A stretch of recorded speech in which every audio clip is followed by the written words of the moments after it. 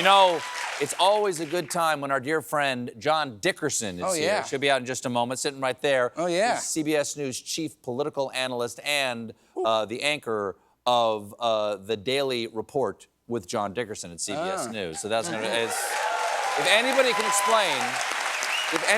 explain what's going on, it's him. And just a quick reminder, as long as we're talking politics here.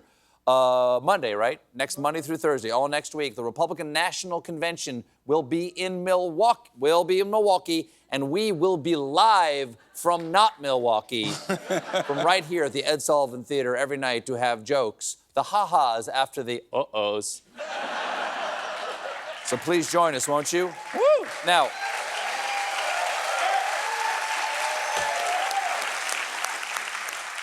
folks, if you watch this show, you know that I spend most of my time right over there, assembling the day's freshest Ramo Grande news beef, topical Preta Lusitanica story chicken, and blood pudding wrapped in kale leaf, carefully layering it all in a panella, which I lower into a geothermal caldera for 7 hours at 82 degrees Celsius to create the hearty yet balanced Azorian Cozito das Furnas stew that is my monologue. But sometimes, folks, I wake up near my friend Cosmo's favorite dumpster and dig a hole in the dirt with a busted trowel, fill it with dry or lint and paint thinner, and then scrape in a half-eaten pork chop and some gnawed-off chicken wings and light it up and invite you to the indigent grizzle pit of news that is my segment. Meanwhile,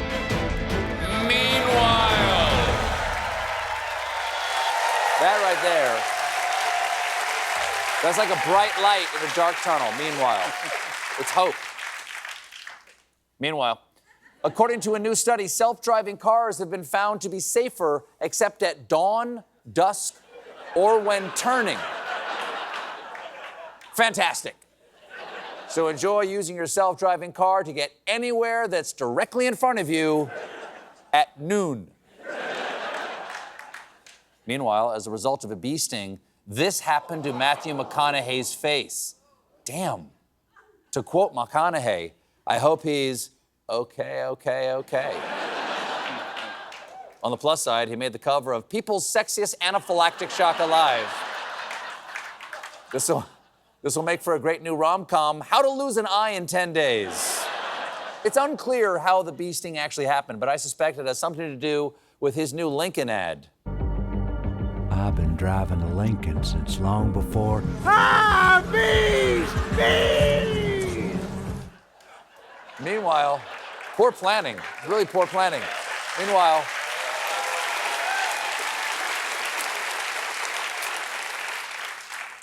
in Georgia, a restaurant is apologizing after a customer used a funnel to pour a margarita in a woman's butt.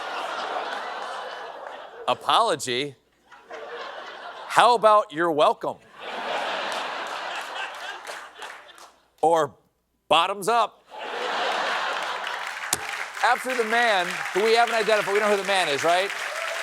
After the man here served the Margarita, the eatery's management said, we recently became aware of an inappropriate incident that took place in our restaurant. We want to make it clear that such behavior is completely unacceptable. Yes, it was completely unacceptable, not because he poured it, he forgot to salt the rim. Wow.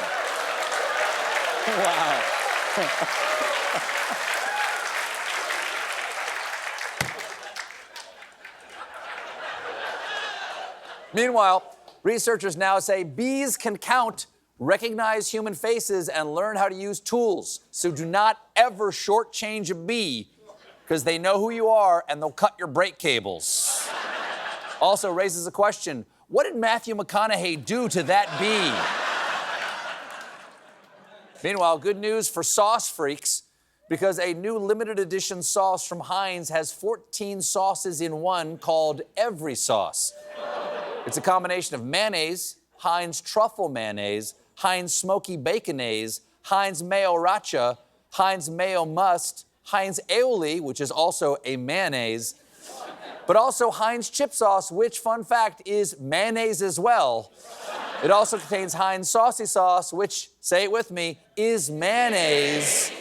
Less a condiment and really more a cry for help. They should just change the name to Heinz Assisted Suicide. Meanwhile,